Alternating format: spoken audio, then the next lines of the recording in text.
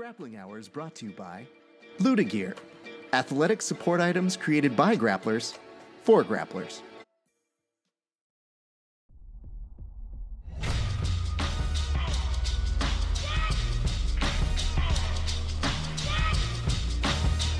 Yeah. Check it out.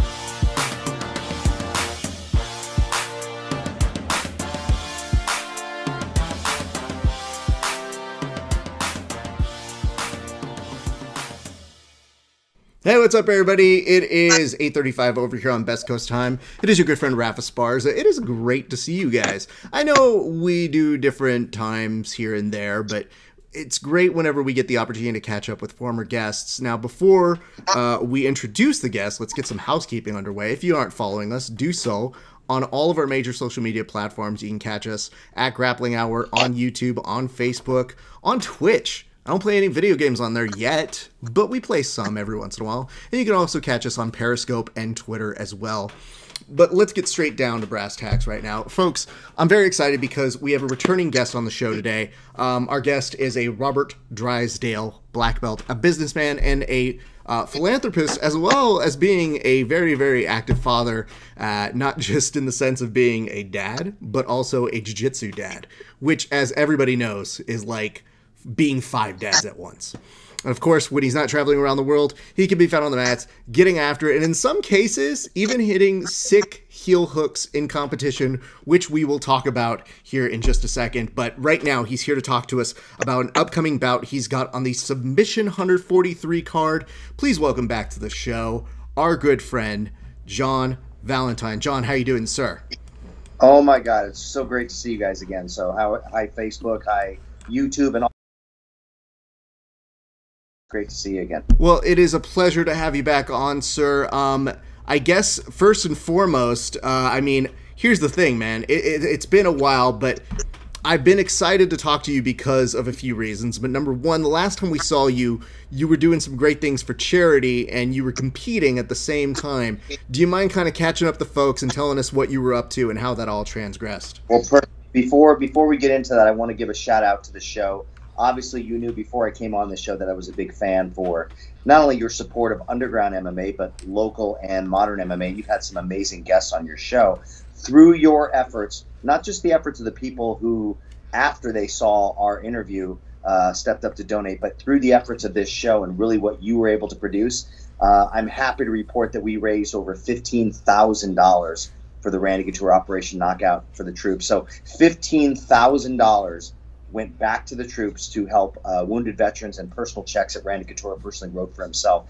That could not have happened, Raph, without the outreach of support and really the platform that you created with the show. So from the bottom of my heart, it's an honor to be on your show, and I know I speak for all the people that I represent, but thank you so much for what you do.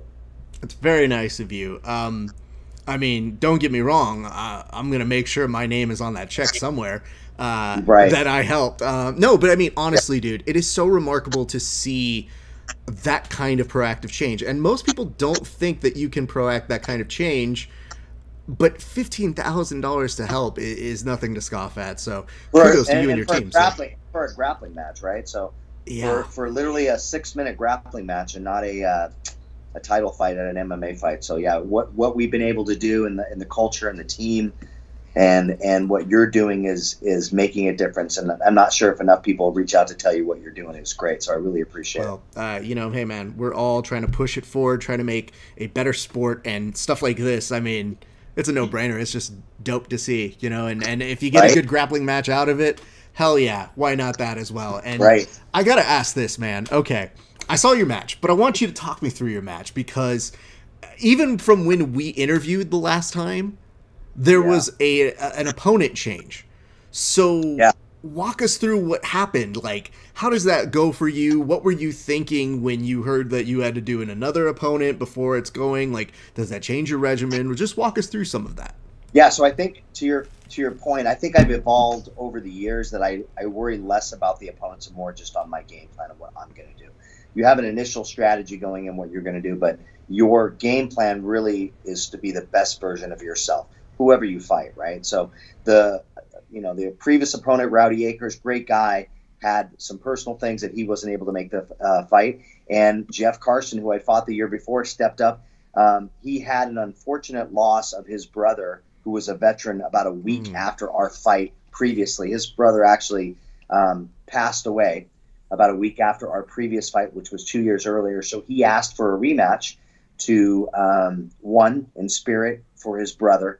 Aaron Carson, if you're listening to this tonight, I want to say thank you for stepping up, but also to obviously with the goal to kick my ass, which he did. He did a really good job. I was lucky enough to come away with the W. But if you saw that fight, he got a nice little suplex, second year in a row. Snapped my finger and it got caught in the cage. So he did some great things, and just a truly great person, great American, and but yeah, so we had an opponent change, but so it was a great match, and I think the fans enjoyed the fact I got dumped on my head and slammed, and I think it made for a better fight, right? But yeah, ultimately I slid into where I feel most comfortable, which is leg lock situation, and ultimately I'm going to get there in some way, shape, or form, which I know we're going to get to my next opponent at some point, but absolutely. Yeah. But I wanted to give Aaron Carson all the love in the world. What a great guy to step up on limited notice and to say, I'm going to kick your ass and let's do this. So what a great guy. Yes, he's such a great guy. He's dumping you on your head. He reposted that about 1 million times, so it's good. I just enjoy the fact that, like, this is such a welcoming community that everybody faces their hardships, but there is a unique common goal that gets us to saying, like, hey man, let's actually do this match for something bigger than ourselves. So that's a really cool thing to see. I guess I should ask this. It's something I'm always curious about.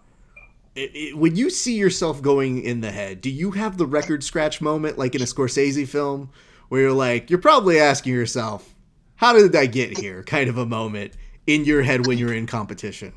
You mean when he slammed me on my back? Yeah. Is that what you're talking about? Yeah.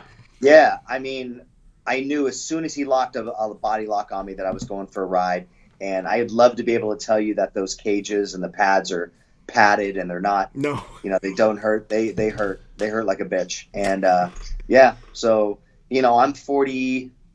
I don't forget how old I am. I think I'm 49. I'm 49. I think I'm 49 in April, and I think Jeff is like 25. And what a high caliber wrestler. He just beat the shit out of me. He just shows me I'm getting older. My ego is bigger than my skill set at 49. Understandable, but I mean, over at Drysdale's, you got plenty of young kids looking to just commit murder for funsies, because we got some great UFC talent that's coming out of there. Max, rated R Max, we got him coming out. We got a ton of great grapplers, and it's great just to be surrounded by people who don't give a shit about anything other than just helping the people around them. So what a great group. I mean, Max is on my radar. At some point, Max and I are going to probably interview at some point. I saw him, I've seen him compete, and he's got an exciting style to him. So really good. I think he's got a bright future ahead of him. Plus, hey, by the way, I don't want to throw us off our interview. How's your game coming? I know you're actively.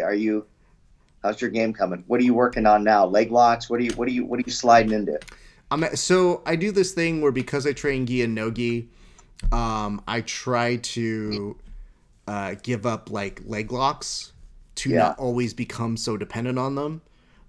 Just because I notice it's really bad for just kind of falling on a leg lock here and there, and you want to get used to passing more than you do just accepting a bad position and saying, like, I don't know, maybe a leg lock's going to happen here.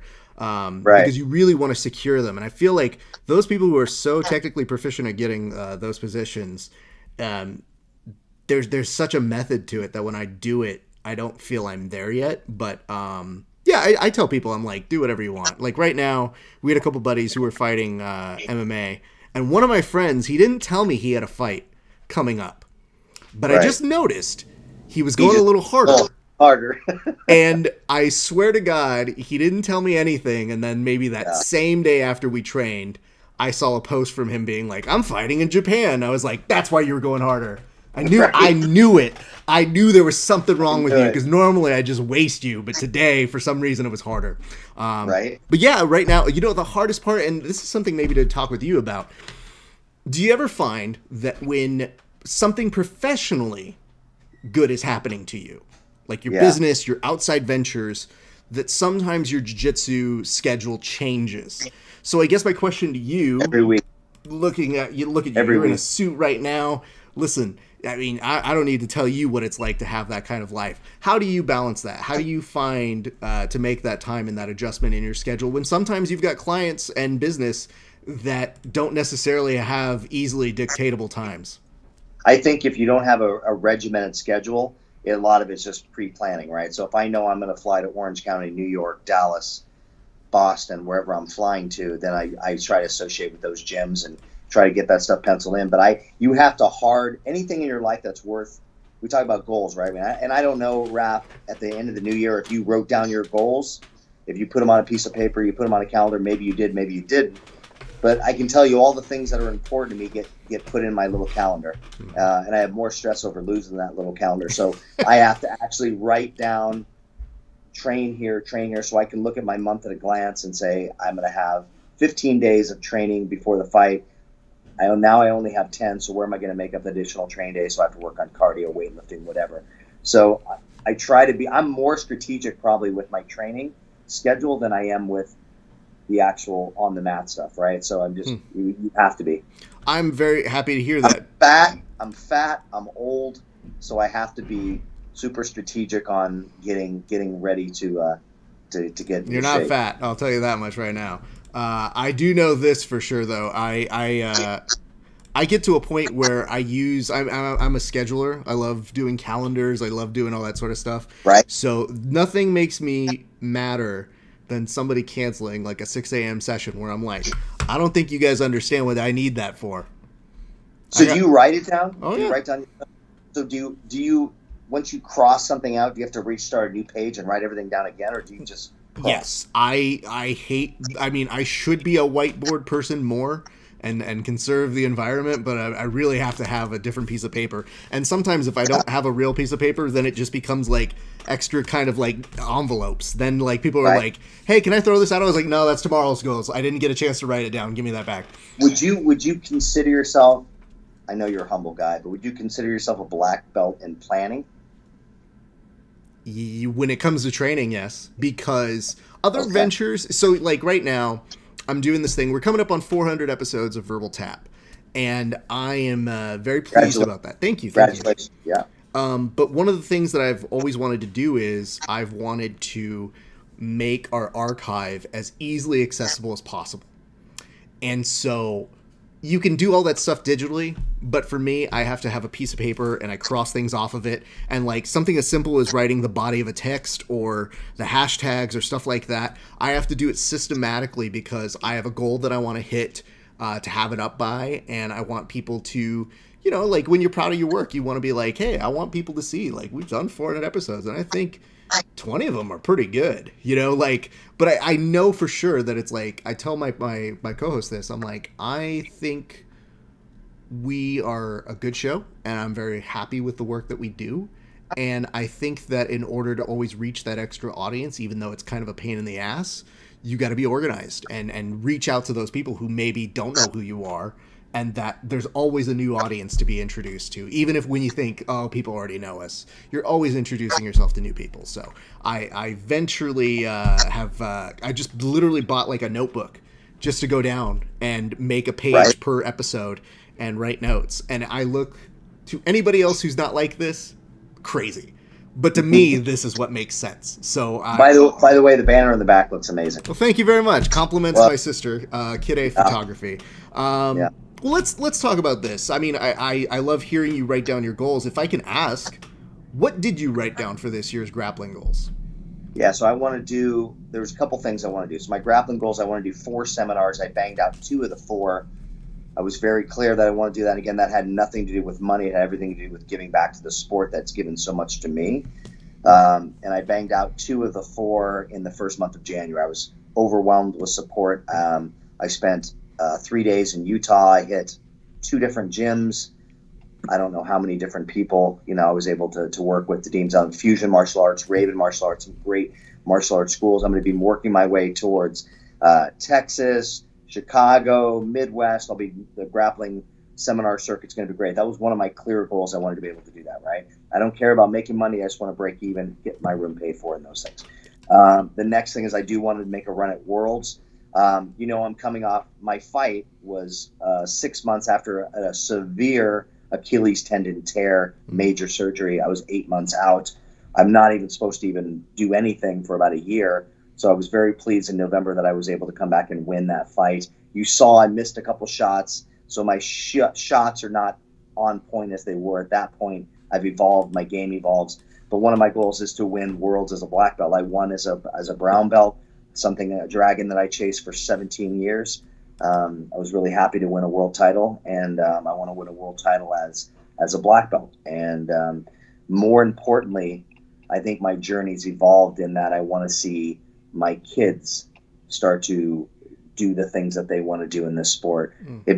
Initially, when you start a sport, I think when you start anything where you're getting recognition, attention, followers, and those things, it's really about feeding your ego and the things that you're doing, or it happens on a basis that you're not following, and then that gets out of hand a bit. And I would say that I took a very different stance in 2020, that I was going to reinvent myself, really focus on the philanthropic efforts to charities, and to give back to my children, who are going to be the next generation of grapplers. I have 4 amazing kids.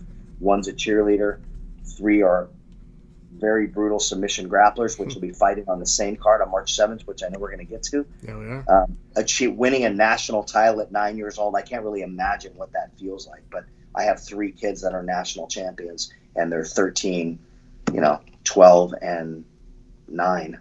And that is where my effort should be. My effort shouldn't be what I'm doing. I do this because I love it, and it gives me another reason not to get fat and eat tacos. But yeah, the real reason is my main goal is I want to see my kids succeed this year. That's a remarkable goal. That's pretty dope. That's great to see, and great bonding too, when you really think about it. Like, just great. Families. It's tough. I know when you're doing business, to find the time to make time for kids, but to also make sure they're active. So getting that whole thing of being like, we're going to spend time together. We're going to spend time on the mats together. We're going to be able to talk about this. And the funny part is like, I don't know that the kids know this, but like, they don't know in the future that's going to be the stuff that they talk about in the future when they know. It's funny. I don't think you have any idea how YouTube famous they really are at 9 years old. I don't think they realize how they're going to look back and go, I won a national title at 9 years old, or I was competing in a submission-only tournament at 9 years old. I don't think they're going to fathom it. I'm trying to shield them. They're still not allowed to have YouTube channels. They're still not allowed to have Facebook. They're still not allowed to have anything other than Instagram and post pictures. It's going to happen, but I'm trying to shield them as much as I can, as long as I can, until I find out they're responsible, and then they can have access to the world that we know. That's awesome. Well, we did get a note here. This is from Dale, and says, you are so talented. I follow you and am in awe of your ventures. Tough Enough is very proud of you. Oh, that's awesome, Dale. Is that Dale Myers? I don't know. It just says Dale on here. Okay, well, that's great. Whoever Dale is, thank you so much. Tough Enough. Again, if I can't, and Tough Enough is the largest amateur organization in the world, and my ability to be on the board of directors for Randy Couture's charity event and to be part of that. But I think people don't really understand the history of Tough Enough and Barry Myers and Jeff Myers and what they've done for that sport. They are pioneers of that sport. Ronda Rousey got her MMA debut with Tough Enough. So I'm assuming it's Dale Myers, but I can't tell you how proud we are of those people and their ability to give us a platform. Without the promoters, the fighters don't have a platform, right? Yeah. And that's the part that always sort of scratches me the wrong way when I find out that fighters are, when I deal with it on the board of directors, we have fighters, we have 24 fighters, right? You have 12 fights, 12 and 12 is 24. And then you find out fighters are selling 3 tickets. I'm like, you're fighting on national TV for Randy Couture for the veterans, and 3 people. My ass would be at an Albertsons with a table and a box of tickets and a few pictures and saying, like Girl Scout cookies, I'd be selling that shit. Mm-hmm. And that's what Jeff Myers, the whole Myers family does for Tough Enough.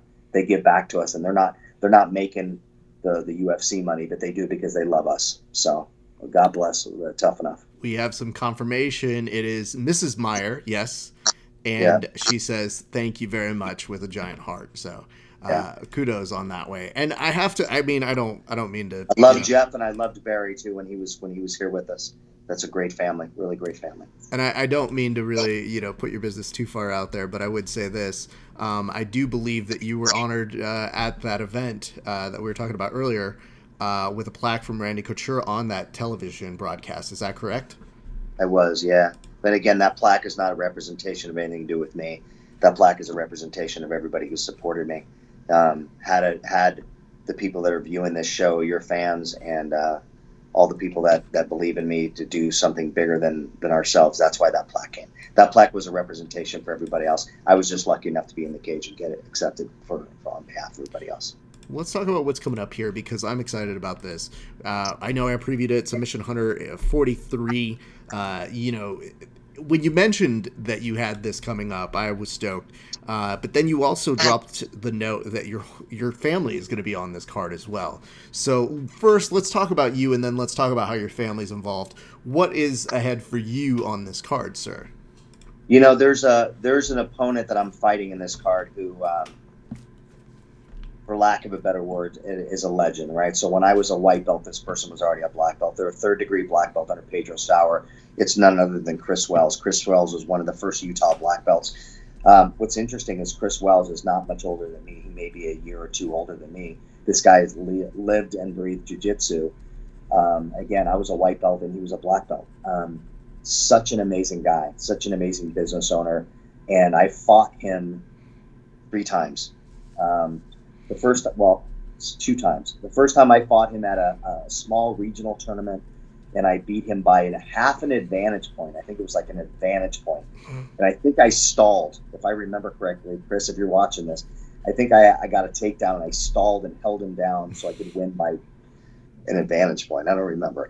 Super slick, couldn't give him any space. I think I was a brown belt at the time, and I was like, I just got completely lucky. I fought him in a super fight in Utah, again, where we both donated our money to charity, and that's who Chris Wells is. Chris Wells is just as much of a philanthropist as I am. He's a Pedro Sauer black belt. Johnny Gardner down there in Utah is just a great team. And I fought him in Proving Grounds Invitational, and his rib popped out. Unfortunately, we had a scuffle, some slams, some takedowns, and his rib popped out, so he was unable to continue, and I won by default. I won $500, which Chris and I both gave back to charity, so we gave that back. So Chris is, and I'm saying this in the sense that Chris is a great guy, but let's be 1,000% clear. This guy wants to kick my ass on March 7th. There's no part of Chris that's driving all the way down from Utah not to fuck me up. And I apologize. You busted his rib. Yeah, he wants to. I apologize for the profanity. I grew up in a trailer. This is just sort of how I operate, and I'm gonna call it like you see a guy. So there's no doubt in my mind that he is coming down for war and blood, and this is a whole nother topic, Ralph. But I have haters that reach out to me all the time. I had one that happened a couple months ago, challenging me to a fight. I'm not going to fight anybody. I don't respond to terrorism. I fight people who I want to fight, and I'm going to fight good people. I'm not going to fight thugs and people who call people on Facebook. That's not the way I operate. I'm going to fight people who love this sport, who respect this sport, who respect themselves enough to go about things the right side. And Chris went about this the right way and agreed to fight me. So we're going to fight. We're going to make it happen on March 7th, 2020, live from Las Vegas, and we're going to make this shit happen. And we're both giving our money to charity. And I don't know if I told you that or not. No, you didn't. I mean, it seems. And he refused to take a room. He refused to take money for gas. He refused to take anything. Whoever wins that fight, that money goes back to charity. That's pretty dope. I mean, following the trajectory of how he's done this before, it's not surprising, but that doesn't make it any less amazing on his part as well. I mean, the fact that both of you guys have split down your money or contributed it or paid it forward, that's pretty dope. But I like the fact, Chris, it seems like... He's a dangerous guy. He's a very dangerous guy. I wrestled at UNLV. We didn't have an official wrestling team here in Las Vegas. They had done away with it. I wrestled on the club team for an entire 4 or 5 years. He was on a national level, so he wrestled. He was an NCAA wrestler, so he is a dangerous wrestler. He's a 3rd-degree black belt, and he's quiet. And those people make me nervous, right? The people that don't say anything, dangerous people. So yeah. No, I get it. And I mean, listen, dude, you could be the nicest, most savage person in the world, but you're going to be sitting in a chair or at least somewhere in a hospital thinking about the person who popped my rib. So, you know. And he didn't stop, by the way. They stopped it. He wouldn't stop. Oh, no. He never stopped. He wasn't stopping. Yeah, that sounds about pro for form for a savage black belt. Yeah. Well, that's pretty dope. Okay, so yeah. That's who we're going up against. Yeah. What's happening with the family? I have a very special announcement that I promised everybody I was going to make on this. So let me start first with the pre-special announcement, and then we'll move to there, all right? So the pre-special announcement is my Cody, my national champion, 9-year-old Cody, who has won virtually everything, nationals, anything you can think of, is fighting a very decorated, additionally national champion. The guy's a Pan-American champion, an 8-year-old. He's a year younger, but the kid is ridiculously sick. We're talking about these kids are doing stuff that adults can't do, flying on bars, all sorts of crazy stuff, right? So my youngest will be fighting at 55 pounds. See a trend here? We're all small. We all have small weights.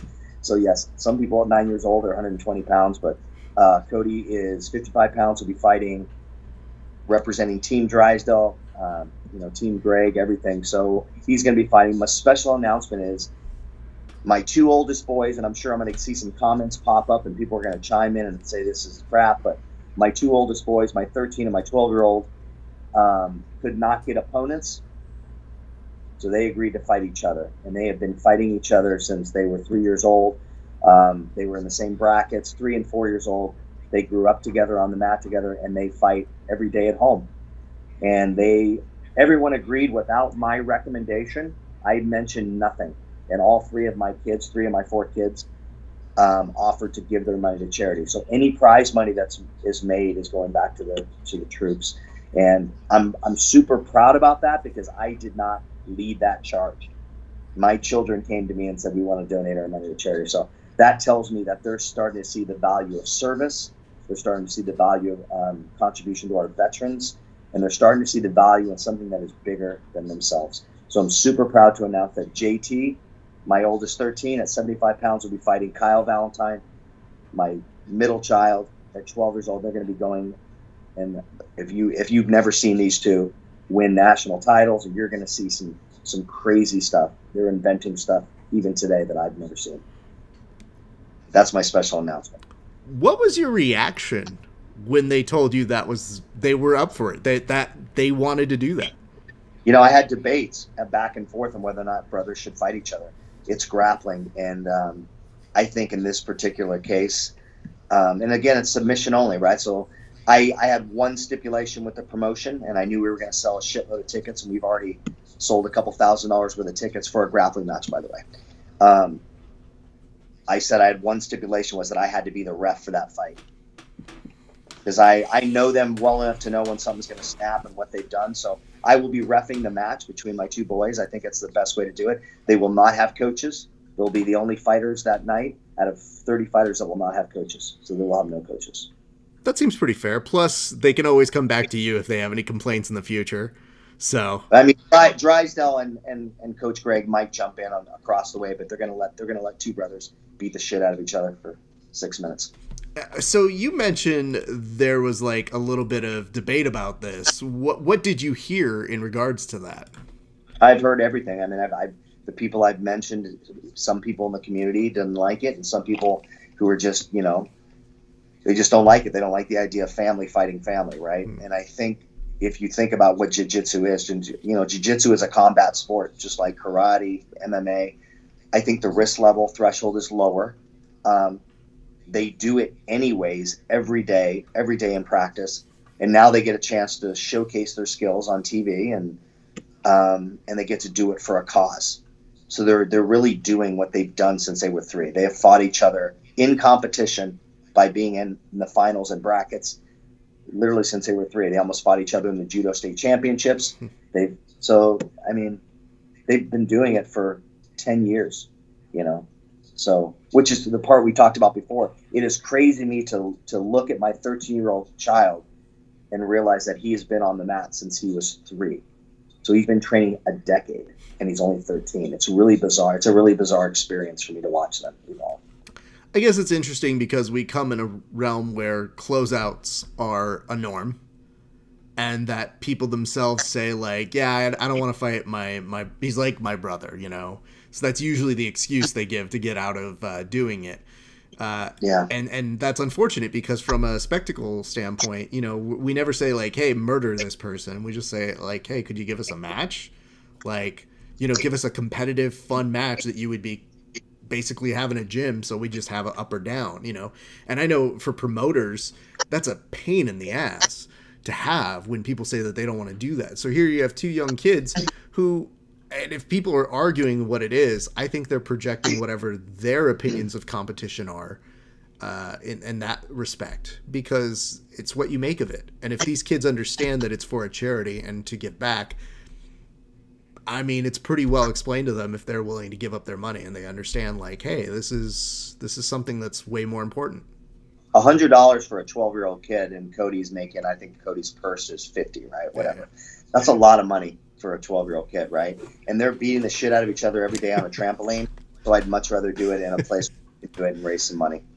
I don't know. I mean, after a certain point, though, you know, I remember seeing $100 when I was a kid and thinking that was like $1,000 and being like, right? That still is. Well, because you think about it, you're like, I can buy everything I want now. There's nothing now I you can't now buy. you can get one download of the new Madden game, right? Exactly. Now you don't like a download. You don't technically have anything in front of you. But now I feel bad because half the time I look over at like $100 gets you now, and I'm like, Jesus, these poor kids with inflation. Jesus. Right. Oh no, This is terrible. So thank you for letting me make that special announcement. Well, of course. Thank you, Submission Hunters. It's 53. Submission Hunters 53. Eric Garcia for putting on such a great sport to give us a chance and give the kids a chance to showcase their skills. Me being on that mat is really just secondary to that special night. We're the only father-son team in history that have fought on that promotion and a lot of other promotions, and this will be our 2nd year being able to do that. So I get to step on that mat. So when I'm long gone, they'll have a YouTube video of all of us fighting on the same card. So hopefully that lives in infamy. So yeah, and a lot of parents, they sometimes see their kids compete and are there with them, or vice versa. But to be there in that realm competitively, to your point, they're going to do everything that I'm going to do. They're going to have the stress the night before, and we're going to sit and huddle the night before and talk about what we're scared of, and we're going to talk about our fears and what if we lose, and what does it mean if I lose, and what if I win, and who gives a shit if I win. And we're going to have all those great father-son talks, and we're going to do it together. And I'm going to reach out to my son and go, well, shit, I'm scared. Chris is tough. What did my dad, they're going to say, Dad, do your best. And it's going to remind me. So we're going to ebb and flow through emotions, and we're going to show up at the venue on weigh-ins, and Chris is going to get in my face, and I'm going to get in his face, and we're going to be nervous. And then we're going to go through those wave of emotions that competitors do. But on the tail end of that, Raph, I promise you, we're going to be closer as a father-son team, and I'm going to be a different version of myself, whether I win or lose. I don't give 2 shits if I win or lose. I just care that the charity is going to win, and that on the tail end of all the fear that we're going to experience, we're going to be better versions of ourselves, and my kids will be stronger. And maybe they'll get that promotion for whatever company they work for, right? Because they've dealt with fear. Yeah, I mean, it's a good thing. Sorry to diatribe and go off on a tangent, but no, but I mean, these are important father lessons to teach your kids. You know, like it's great because I think sometimes you get older and you recognize exactly what your father did for you. If you were lucky to be in that situation where you have that kind of father figure or a mentor, somebody who sacrifices and gives you those things, and to share that part of your soul with them when you're competing, it's not easy. I mean, some people shield their kids from it. Some people say, like, don't see me when I'm competing. I'm a beast. I don't like being that person. Dad's fun, you know, like people have different ways. So to be in that mode and to go through it with them, it is a very unique thing that, like I said, I think they're going to get to a certain place. They do know that I have a switch, and I will have a switch on March 7th. 2020. You bet your ass. About 30 seconds before I walk down that pathway, there's going to be a different version of myself. You know, you go everywhere, and I'm so curious. What does competing at home mean to you? Because Submission Hunters is all around. You know, I've seen them. I think they're Texas-based, correct? Correct. Okay. Yeah. You know, they make the rounds. They travel a whole bunch. So the fact that it coincides in Vegas obviously makes things easier for you. But what does that mean to you? Because, you know, when you talk about the hustle of getting out on a street at a supermarket and selling tickets, if you didn't sell tickets, it tells me you'd sell tickets anywhere. But I would sell tickets anywhere. But there's a special feeling when you're at home. So what does that mean to you to be competing in that home environment? If you're asking me if it gives me sort of a different level of superpower that Chris is going to be fighting in my home city, you bet your ass I'm not going to lose in my home city of Las Vegas. Okay, my entire family's going to be here, and so you bet your ass that I have a certain level of ownership of that. It was scary going down to Utah to fight him, right? Because I didn't have a fan base. There were nobody cheering my name that night. That fight, but I'll get a few fans here, but if everything that I've tried to do in this fight with Chris and tried to put him up to what the type of person he is, and I'm not saying anything about Chris that isn't true, he's going to have just as many fans at that fight too, and I don't think anybody gives a shit whether they're cheering me on or that. But it does mean something to fight here locally for a lot of different reasons, right? My parents are getting older. They're going to be there. My mom has just started. Through my whole MMA career, she only saw one fight. So a decade of fighting kickboxing and MMA, my mom saw one fight, and the one fight she saw was my one loss in 2017 to Rowdy Acres, and where I was sent to the hospital in an ambulance, nevertheless.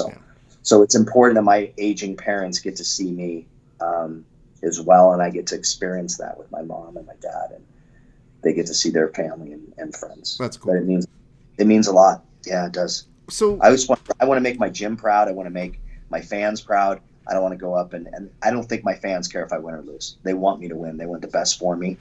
But I think my followers more than anything want me to just be the best version of myself that night. And we're all cheering for something that has nothing to do with us. We're all trying to give back. So I'm curious because you keep talking about this idea of paying it forward and you know, bigger than ourselves kind of vibe to you and your kids that they seem to be kind of espousing themselves. I guess the question is, do you see yourself looking forward? And if so, what are you looking forward to in the sport of grappling? I'm looking forward to proving that someone who does a submission grappling match, who is a retired MMA fighter, can cash $15,000 checks for charity.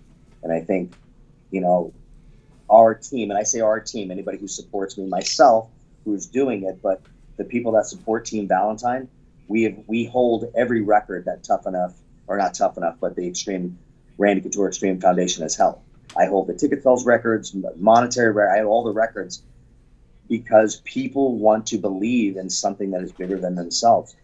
I realized that there was an opportunity to do what I love, to make myself better, and then to give people an outlet to give back. I got a few people who really don't want me to mention their name, and I'm not going to, but people who don't have the expendable income to be giving are saying, I'm going to skip coffee this week. I'm going to skip $20 and I'm going to buy a ticket for a bet to get in that seat. And I cannot tell you how valuable that is. Stephen P. Joyce. I don't know if you know who Stephen P. Joyce is. Do you know who that is? Stephen P. Joyce owns all the Applebee's. He's the CEO of Applebee's. He's all these things. I got connected through a mutual friend. He wrote a check for $5,000 and expected nothing. He didn't even show up at the event. He just wrote a check for $5,000. People are willing to help. You have to have the courage to ask. You have to have the courage to say, look, I'm doing this for this reason. I'm giving back, and I'm giving back for the right reasons. That's an important topic. I would say when I started, I wasn't quite sure where my journey was, and I was raising a couple $100, and I wasn't quite sure. It made me feel good. It made me feel good to give back, and that's the wrong reason to give back. And I think where I'm at now today, I'm giving back for different reasons, and I have a different level of satisfaction of watching, observing what we're able to do as a team. People will give back to charity, so it makes them feel good and have this sense of, I'm a good guy, and look at me. And I think I evolved over the last decade of doing that, and it became about something bigger than me. So I throw my heart and soul into every charity that I represent, and it makes me a better grappler because I feel like I have purpose when I step on the mat. It's just another match. You mentioned it's hard to do that sort of thing, and I know we alluded to it a little bit earlier, in the sense that 15,000, impressive number in any outright, but especially in grappling where we feel like there's a ceiling in terms of what is acceptable. How did you get over that? Like, how did you get over that kind of blockade or that self-imposed thing where you were like, hey, I do want to ask for these things to these people? How did you get over that? I would encourage anybody out there who is, look, at the end of the day, for submission pro hunters, I don't care what level you're at, you're going to get $500. For my MMA fights, I'd sell tickets, you get 20%. I might make $5,000, right? 10 grand. And at the end of the day, after taxes, you weren't making anything. I would say the way that you got over of asking that, the moment that you actually believe what you're saying, then you'll get over it. That's the best thing I can tell you. The moment you believe the shit that comes out of your mouth as a person and what you stand for and the charities that you represent, that's the moment that you're going to have the courage to run into somebody at an airport and go, hey, I'm doing this event on March 7th. You said you're an MMA fan. It would mean a lot if you can. Mm-hmm. If you can't come, do you think you could support a vet? Do you follow that? Yeah. Do you think you could support suicide or whatever it is? The moment you start believing the shit that you spew out of your mouth and the moment you start really standing for that, the more you're going to have the courage to ask people for help. People want to help. The one thing I learned in this whole experience, people don't run from helping. People want to help. We give money every day for shit that we don't really need. We go to the dollar store and we'll drop $50, whatever, on stuff that we don't need. Every single person watching this wants to give back and they want to help. And the moment you start believing that you have a voice and you can help usher in those people and you can connect the people who want to help to the people who need the help, and you act yourself as a shepherd, you will see great change, and you will cease to be fearful to ask. I spend every day, I send a private message to everyone. I'm maxed out on Facebook. I have an athlete page now, so please follow me there. I have 5,000 followers on Facebook, so I'm full there. I send a message to people every single day. I've been doing it every week, simply asking, can you help? If you want to go, great, please buy a ticket. If you can't be there, can you support somebody? And if they say no, you got to be able to go, okay, great. Mm-hmm. Everyone's got financial responsibilities. $40 is a lot of money to some people. I totally get it. But if you can't help me, can you share the post so somebody else will? Mm-hmm. And that's how I got the 5,000 from Stephen P. Joyce. Somebody was kind enough to share it, and he found it. That's incredible. That's such great, valuable advice, not just for grapplers, but just for business, period. The one thing I kind of believe in what you do. It's no new theme, right? No, you do this podcast, and maybe you have a Ferrari in the garage. I don't know. I've never seen your garage, but I'm assuming you do this podcast because you believe wholeheartedly in what you do. Oh yeah, 100%. And I tell people, one of my favorite things to do when people get a new podcast is I reach out to them and I say, cool, why are you doing this? And they won't be like, if somebody says, hey, I want to start a podcast, they're like, oh man, me and my friends, everybody says we're the funniest guys out there. And I go, cool. What makes you different? And they'll be like, I don't know. I mean, we're just two guys. We just talk about MMA. And I was like, if you don't have something that makes you different, you won't be here when it gets hard. And when it gets hard is after those first 5 episodes that seem magical, it becomes a grind, just like anything you love. But if you have purpose and you really want to do it, you're going to want to get better every week. So when I ask you what makes you different, you better have an answer that you can tell me in one sentence. And if you can't, you do the 7 layers of why? Have you ever done that? I have. And I want to make money. Why do you want to make money? Well, I want to buy a big house. Why do you want to buy a big house? I want security and a nice place to bring my family there. Why is that important? Well, I grew up poor and I didn't have anything. So you asked about 7 layers of why into that reason, and you'll get to the true reason of why they're doing what they're doing. Absolutely. Right? And the reason why I know my version is that, I work in entertainment, and half the time the executives, like I'm sure you have time with an executive, you literally have seconds. You don't have minutes, you have seconds. And you better be able to pitch something very, very quickly. So I always tell people, I'm like, I'll give you all the notes you want on whatever show that you're doing, especially if you're in the grappling realm. I'm happy to listen. I'm happy to pay the forward. But you better be just as driven as I am to do this because it sucks when you have to do all the minutia. It sucks when you have to coordinate schedules and you have to give up your training. So you better be very, very focused to do it. So that's usually my little spiel to the guys. And I'll tell you, man, the best note you get back is when people send you a note that just goes, dude, you're right. This is so hard. I didn't recognize that this schedule sucks. And you're like, yeah, dude, but you know what? When it's great, there's nothing better. Do you have levels? Do you have levels of interviews? Am I like in the middle? Am I difficulty level number 5, or like where do I fall in the spectrum? You know, the nice part about doing it for so long is I don't really feel there's a hard interview. I get to a point now where within maybe about 5 minutes, I have an idea of where I want to go, and it depends on if the person wants to open up. If the person doesn't open up, then you've got to put some work in and you got to put some elbow grease in. But I've never met somebody who I was like, this won't be great. Like, I just already know. It's good. Yeah, it's a great thing. But yeah, it's part of the reason why. And I would say the one thing to add to your great insight is, especially on the charitable aspect, is find common perspective or find common reason to move that forward. And I think that's why it works so well, is that so many people do want to do something nice for the troops or do want to do something nice for charity or give back. So when you add the grappling element to a shared purpose, then I think it makes that philanthropy not weird or hard. It just becomes, hey, listen, we're going to put this event on, but I mean, we're just doing it to do something better.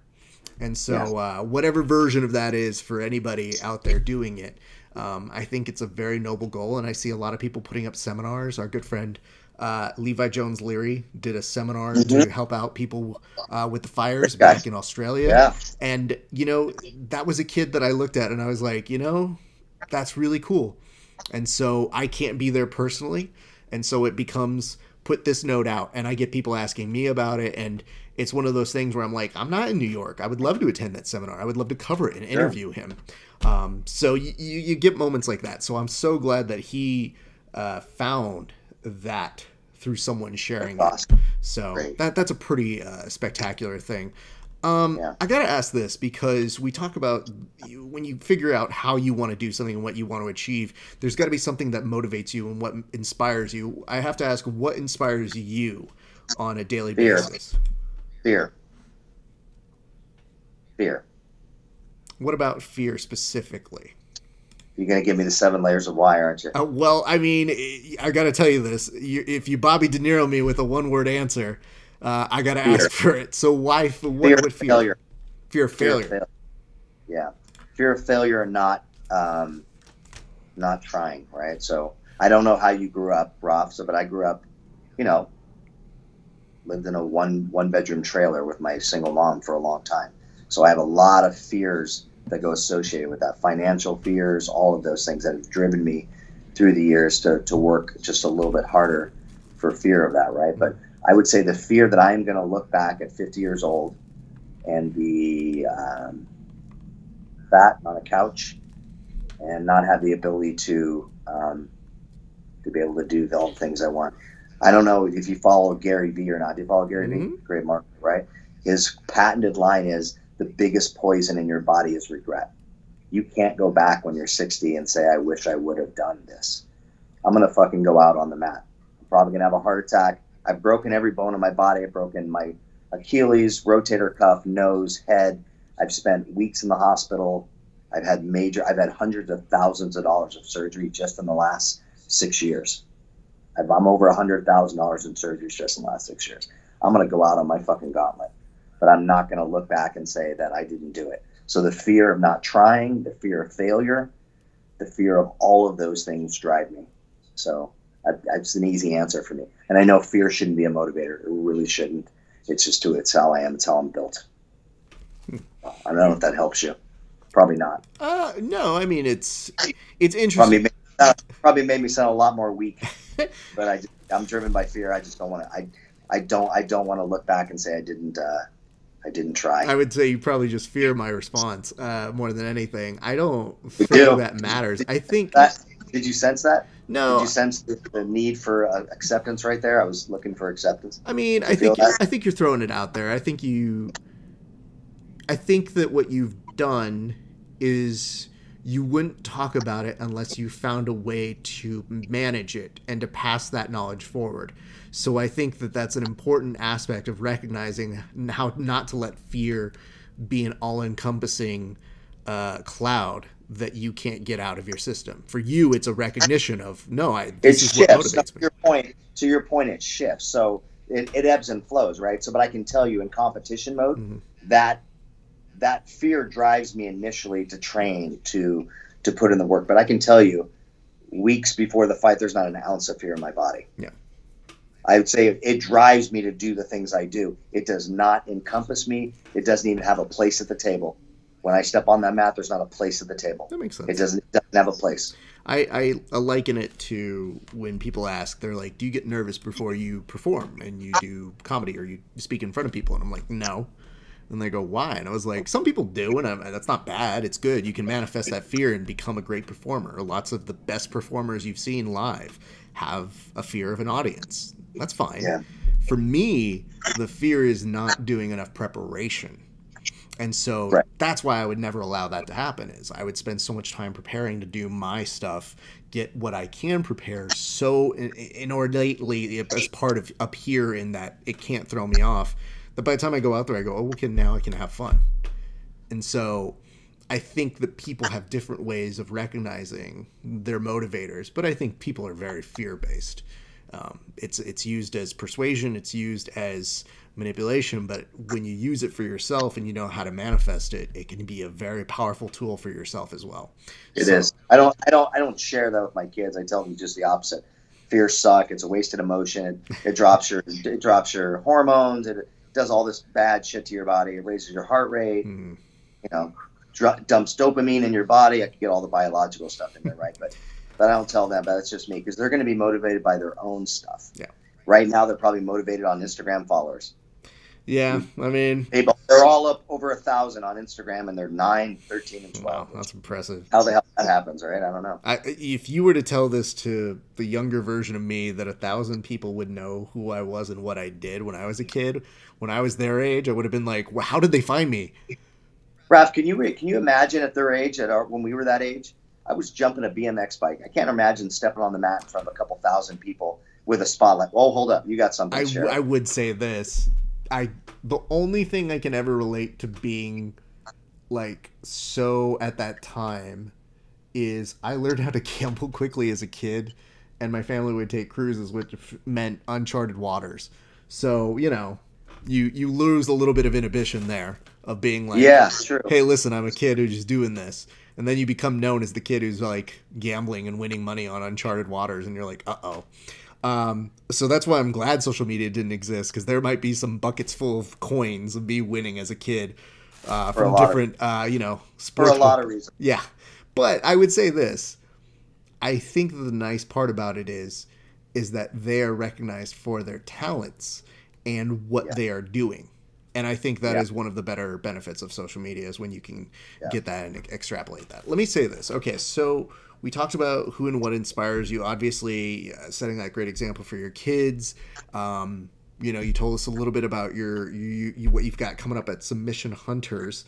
There was something that's more on a personal level that I see that you do, and I didn't know why you were doing this, but I was curious because you always seem to put insight to it, but you do this Sunday playlist every week. When did you start doing that, and what motivated you to start doing that? Because that's unusual.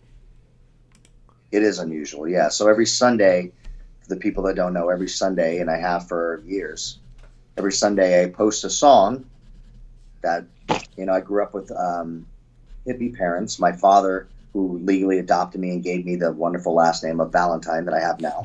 I'm not going to tell you what my real last name was. It was horrible. But, the dad that stuck around and gave me his last name was a amazing musician, grew up in the 60s and 70s. So I grew up listening to records and LPs. So music became a way that I was motivating myself, a way that sort of just takes over who you are, right?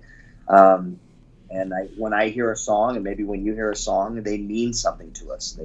They may mean something different to anyone else, right? A Selena Gomez song today might be the way you get over a breakup or something like that. But we post these we listen to these songs and they mean something to us. For me, it was a tool to write, to become a better communicator. To me, it was a tool to share music that was important and that I loved, and to give a the fearful part, right? So if you knew me and you knew who I was and we had coffee, I would probably share more on that song playlist than I would having coffee with you. I'd be very guarded and I would give you very little. But it's a safe place for me to give you a glimpse of what's in my heart, what's in my mind, and a place that with the sheer, and there's a lot of times I post and I delete it 5 minutes later, you know, so it just depends on that. But I would encourage you, if you love music, you know, go on some of those playlists, and I try to link my feelings to the song and what it means to me. Sometimes it matches up, sometimes it doesn't. I think if you love me, you'll love the songs. If you don't, then you are really, truly pardon my French to all the beautiful women out there, but I am a chick at heart, so I post a lot of love songs and I'm a sappy guy like that, and so yeah, my dad's my dad's like, what's with the Selena Gomez song? Like, really? Like, yeah, there's Eagles, you got a bunch of other stuff out there. But anyway, but if you enjoy it, share it, and let's start a community where we share so much negativity and hatred and people posting shit that's just so bad. Social media is not bad. The people behind social media are bad, right? So music is beautiful. Whatever music you listen to is beautiful. Share that stuff and let other people, you know, maybe you'll hear a song or something that's nice. I want to flow some positive vibes on the airway, and that's just my way of keeping it real and keeping me grounded and stuff that makes me happy. I appreciate that. That's pretty cool. The reason I ask is, you know, I for years was known as the guy who would make those CDs for people. I used to have a standing bet that any of my students, when I was a speech and debate coach, I was like, if you win, you get a personalized CD from me. And they'd be like, what? And they're like, oh, I want to win one of those. And I was like, well, then you better win the event. If you don't win the event, I'm not making you one. And they would come over and they would just love it. And they liked it because they knew I would spend the time personalizing it to them and knowing what I know and introducing them to new music. So Can you make me a mixtape with Ready for the World, Let Me Love You Down? Yes. Can you do that for me? 100%. Not meaning you and me. No, I know. I like that. Maybe throw some other love songs from that generation. Absolutely. You know, do that for me. But it has to actually be on a mixtape, and then that forces me to go buy a tape player. Absolutely. Can you do that for me? Absolutely, I can do that. But you got to put the sticky thing on there and actually write. Yeah, no, that's why. Number one. Well, to me, you know, the Spotify playlist, it's not quite the same because I would find rare mixes, bootlegs, B-sides, live versions of things. So now whenever I see it, I'm like, oh, there's no remix. I don't want to touch that. That regular song's okay. The remix is really good. You went deep. You did your homework. I didn't know you'd pull out the song list. Oh, I mean, because the thing is like, I would always say, like, even if it was something as simple as, like, oh, the radio edit, I don't like the radio edit. I like the album cut because the album cut it's got a great guitar solo, or it's got, oh man, it's got a really good bridge or something like this. So yeah, no, I mean, but I would always say, I'm like, the thing I liked about the CD is similar with the cassette tape is that there was an 80-minute time limit. So you had to make those minutes count. And some versions of the CDs, you only did 40 minutes. I was like, 40 minutes? It's there. It's got 12 songs. It's on you. And then some of them I'd be like, ooh, it's like 7:59 and 58 seconds. I barely made it. I cut a little bit. I faded out on one of the songs, so I might have cheated just a bit. I just want to do the intro on your tapes. It's 8:30, 30 minutes after the hour. Beautiful and Raj, I just want to be your introduction. You can 100% Art LeBeau any one of the songs in the playlist that I put in. So let's just recap here. Okay, we've talked a little bit about what's coming up. I want to give you an opportunity to go ahead and tell me, just as a recap, if anybody was just tuning in right now, tell us a little bit about Submission Hunters and tell me, you know, why people should know about this particular event and the purpose behind what you're giving back to on this. Eric Garcia, who runs Submission Hunters, does it for the same reason you're doing it. He loves the sport, he loves the people, and he is just an amazing guy. Now, he's making enough coin to carry the mats around from state to state, but that's about it. You know, he's not making $1 million. He does it because he loves it. So Eric Garcia, Submission Hunters, thank you for giving grapplers a name, giving us a face. I want to thank Team Robert Drysdale for all that they do. Robert Drysdale, Coach Greg, Max, the whole crew out there for kicking my ass on a daily basis and making me a better version of myself and showing my children what it means to get your ass kicked and learn from that. Right? So they're learning every day as well. Thank you to my opponent, Chris Wells and Pedro Sauer, Team Pedro Sauer. I started with Pedro Sauer team a long time ago for a short amount of time when I was in Utah. Great team, great people, just great folks. Thank you, Chris, for driving 8 hours from Utah for one cause and one cause only, to represent something bigger than you, and then also to try to kick my ass. Good luck with that. I can't wait to fight you on March 7th, 2000. And then I want to thank Randy Couture for giving us a platform to give back to the troops. And then more importantly, everybody who's watching this, everybody who tunes into your show who believes in something bigger than themselves, please join the tribe. I have a YouTube channel here, and I'm going to be posting more instructional stuff. I'm going to move more stuff where they have instruction, where people can learn and share their vision as well. It's Team Believe, so it's John Valentine, Team Believe on YouTube. Follow me on the Athlete channel. But more importantly, thank you to everyone who's listening, who has just showed so much love and support for myself. And whether you come out on March 7th to support me or boo me, just get out there and help the troops. And then finally, the most important person I want to thank you for putting on this platform and this show. You do such amazing things, and so you the guests that you've had. So, and you're a humble guy, because I can tell you, one, you won't make eye contact and you keep playing with your hair. Listen, dude. It's fine. It's very nice. I will say this. I allow people to say it. I've gotten to that point now where I can let people say those things. Wrong as a person. But for years I would just be like, no, shut up. I would cut off gas. I'd be like, no. Well, I appreciate you letting me finish it. It's the least I can do. But it's very nice of you to say, just the host who loves the sport much in the same way you do. All right, I want to... Real quick, so if anybody wants tickets, please inbox me. I would like to sell the remaining 100 tickets that I have left. I'd like to get rid of those. If you can't go, you have two options. Go, get butts in the seats. If you can't go, send me an inbox. I'll mail you the tickets, or I'll hand deliver the tickets to a veteran on your behalf. One way or another, just give up a week's worth of coffee and give a veteran a night out and their family. So thank you. That's my last pitch on that. That's great stuff. I want to remind you guys, in case you are coming in late, very easy to remember, Team Believe on YouTube. Go check that out. They're going to have more instructionals. John will be walking you through some of the techniques that has been serving him pretty well in competition, and more importantly, that is part of the family business. I also want to make sure that you guys remember March 7th. That is Submission Hunter 43. 53. 53. Oh, God. That's my chicken scratch. That's how you know it's late. 53, my apologies. Unless you have a time machine and want to go back in time and watch 43, but I'm sure it was a good event too. 53, Submission Hunter 53. And my thanks to John Valentine over here. We appreciate you making the time to chat with us. My thanks to all of you guys. Hey, one of those goals that we talked about, that I did write down on a piece of paper, that we will make happen. You want to choke the shit out of me, don't you? Oh, no, I don't care. Listen, I know people who don't like when they get corrected. But I come from a school of journalism where you would get a red pin through all of the things that were wrong. And my dad, before I even made it to journalism, would mark up my essays. So that by the time I made it to journalism, they'd mark up my essay and they'd look at it and they'd go, here it is. They go, do you have any problems with it? I was like, nah. I was like, it's way less than my dad would mark up. And they're like, right? Oh, really? I was like, yeah, he got me used to this quick. So as a writer, if somebody corrects you and it's right, you're supposed to say thank you and pass it forward. Sure. So, as opposed to some people who misspell something and they're like, oh, these grammar Nazis. It's like, it's the right way to spell it. Shut up. Just deal with it. You will probably lament over the fact that you said 43 and 53. I mean, I'll get over it pretty easily when I go to sleep tonight, and then I'll just move on to the next thing. But I will tell you guys this. We did put down a goal for this year. It's a very simple one, but one that's important to us here on the show. Our goal for this year that we did write down at the very beginning of 2020 was to get 2,500 subscribers on our YouTube channel.